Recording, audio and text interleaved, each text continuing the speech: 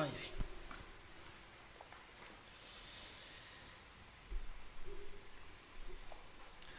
Olá, pessoal. Olá, pessoal. Não sei o melhor jeito de deixar o microfone aqui. Opa. Olá, pessoal. Vou deixar assim. Não sou muito bom nessas coisas assim. Mas enfim, eu acho que começou, né? Boa noite, pessoal. Meu nome é Gerson. Gerson Otávio. E me chamaram aqui para falar um pouco da minha vida.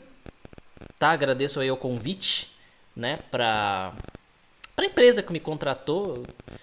Eles estão fazendo várias mini palestras, né? Que é uma coisa super interessante que eu achei assim, me chamou bastante atenção, né? E eu decidi aceitar o convite aqui. Eles falaram que seria uma palestra de no máximo 10 minutos, né? Eu vou tentar. Que de novo eu achei uma coisa super interessante. Mas vamos lá então, contando um pouco da minha vida, né? Do que eu faço e tal. Já avisando que eu tô sarando de um resfriado, na verdade. Então a minha garganta não tá muito boa.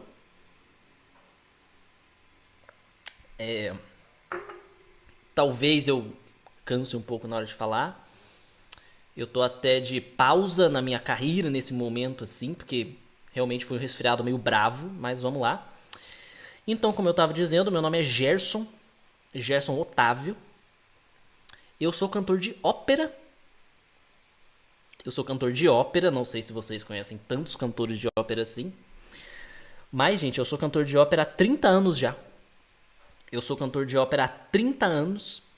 Eu comecei na ópera, eu tinha 16 anos, hoje eu tenho 46, tá? Aí, ó. Eu tenho 46 anos. E eu vou contar um pouco pra vocês. Eu comecei com 16 anos numa escola de teatro em São Paulo. E ainda no primeiro ano dessa escola, a gente fez um musical. A escola quis que a gente montasse um musical. E eu gostei muito de fazer o musical. Só que tinha uma coisa que eu... Parece que me atiçava mais. Porque, lógico, eu já conhecia cantores de ópera. A gente vê na televisão, às vezes, né? A gente tem uma noção ali de cantor de ópera. Porque eu senti que no musical eu gostei muito de cantar. Só que eu tive a sensação de que era muito, ei, meio brincando assim, vamos lá, fazendo tal coisa, não sei o quê. E eu fiquei com muita vontade. E assim, todo mundo me fala, já me falava, desde que eu era mais novo até, como eu falei, eu tinha 16 anos, né? Todo mundo me falava que eu tinha uma voz boa. Que eu tinha uma voz potente, que não dá pra eu fazer aqui. Mas, nossa senhora, calma aí. Só de eu brincar aqui com vocês já deu um negócio. Mas que eu tinha uma voz potente e isso me interessou ainda mais. No próprio musical que eu fiz, o pessoal elogiou bastante, eu fiquei bem feliz. Então eu fui procurar ópera. Só que aqui no Brasil não tem muita ópera, né? De novo, eu tinha 16 anos. Mas eu tive sorte que os meus pais sempre me apoiaram muito, assim. Mas a gente encontrou uma escola no Rio de Janeiro, não foi mais em São Paulo, de ópera. Uma das poucas escolas que trabalhavam ópera de fato. Isso aí, eu tinha 16 anos, faz 30 anos. Isso aí foi em 93, cara.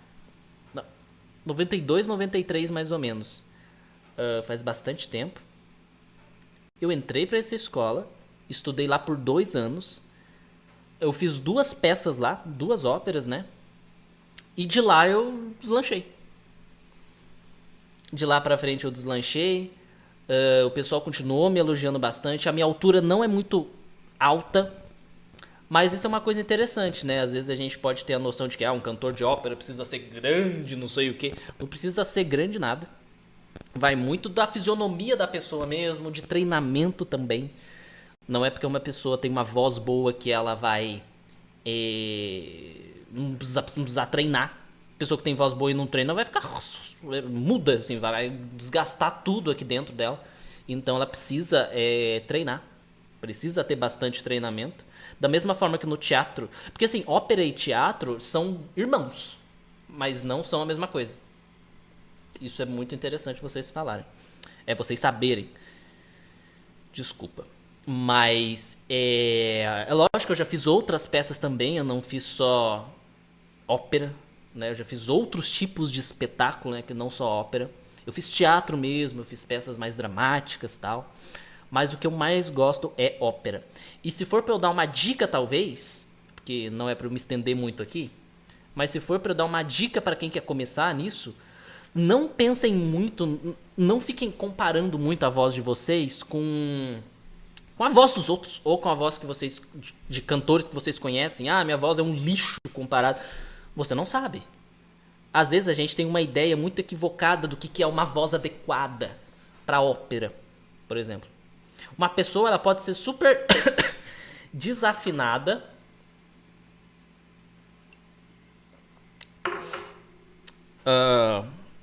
mas com o treinamento ela desenvolver muito a voz dela. Sabe? Porque afinação ou não tem a ver com a pessoa, se a pessoa vai ser uma boa cantora de ópera, por exemplo. Eu tô focando aqui em ópera porque o objetivo da minha palestra é falar sobre ópera. Não sei nem quanto que tá o tempo aí. Mas, lógico que eu também tive dificuldades. Eu não sou uma pessoa rica. Eu tive que... Por exemplo, quando eu fui pro Rio, eu tive que arranjar emprego lá. Assim, enquanto eu estudava. Eu não fiz nenhuma faculdade de ópera, eu fiz só o curso mesmo, aquele lá de 2 anos. Mas eu trabalhava, porque a aula era de noite, o curso era... Assim, começava no final da tarde mais ou menos, e até de noite. Então eu trabalhava antes, então era uma vida muito corrida. Não era uma vida fácil, tá? Mas quando a gente quer mesmo, assim, a gente tenta dar um jeito. A gente tenta dar um jeito. Tenta dar, porque às vezes não dá, né? Mas a gente tenta dar um jeito. E eu tive sorte de que, quando eu me formei na escola, eu me dei bem depois. Não é? Hoje eu tenho uma vida razoavelmente tranquila financeiramente, assim. Mas mesmo se eu fosse milionário, bilionário, eu não pararia de cantar. Porque é algo que eu gosto muito. Só nesse tempo que eu tô sem cantar, que é por causa do resfriado, eu tô mal, assim, eu não gosto. Eu gosto de estar ali fazendo alguma coisa, sabe? Gosto muito de estar fazendo alguma coisa. Gosto de estar fazendo personagem, porque a ópera tem personagem, né? Igual teatro mesmo. Enfim, eu acho que é isso da palestra. Eu acho que tentar não me estender muito, não. Me falaram que o pessoal que está assistindo, agradecer também a presença aí de vocês. Me falaram que vocês iam mandar pergunta, alguma coisa assim. Acho que tem um chatzinho aqui do lado, eu vou ficar olhando, esperando vocês mandarem pergunta. Acho que são algumas perguntas que a produção falou que eu ia responder. Cadê? Renan falou. Renan, qual época a ópera nasceu? Então, Renan, a ópera ela é tão antiga. Na verdade, sim. É porque eu não sou um teórico da ópera, eu não sou um historiador da história da ópera. Eu sou cantor de ópera, né? Existem aí especialistas na história da ópera. Eu não sei muito sobre isso, então tenho medo de falar bobagem, tá? Mas a ópera tem no mínimo aí, eu diria, uns 500 anos. No mínimo uns 500. O teatro eu acredito que é mais antigo. Bem mais antigo. O teatro eu sei que existe desde a Grécia Antiga e tal. Mas a ópera também não é de agora, não. A ópera já tem aí os seus 500 anos. Quem que é esse aqui? O Diogo Talisson. Olha só, o Diogo Talisson falou assim. Mas, o Renan, obrigado pela pergunta.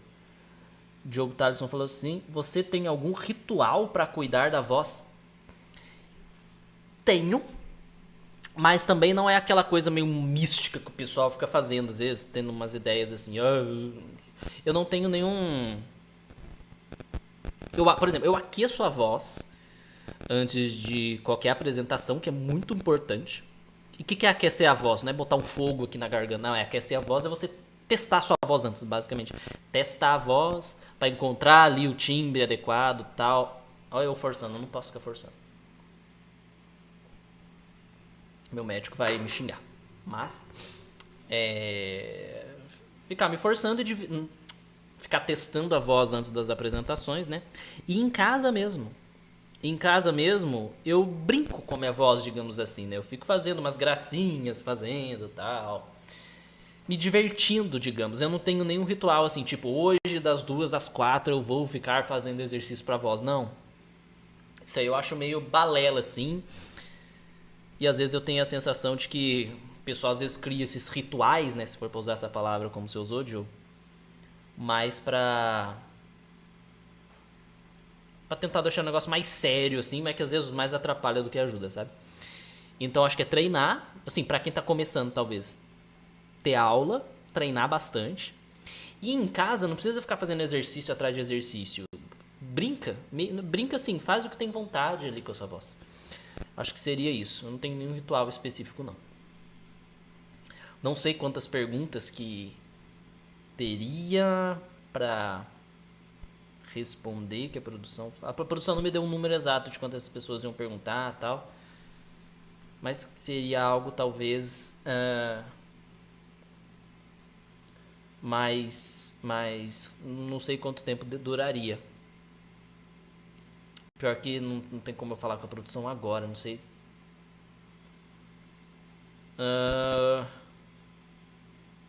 Eu acho que não tem nenhuma pergunta a mais então, né, gente? Eu acho que não tem nenhuma pergunta a mais. Gente, então é isso. Agradeço. Lá, outra pergunta do Diogo. Acho que vai ser a última pergunta, né? Que a produção falou que era pra ser uma coisa rápida. O Diogo perguntou assim, o Diogo Talisson, de novo. Obrigado pela outra pergunta, Diogo, já e agradecer por essa última também. Você já passou por alguma situação estranha durante a apresentação de uma ópera?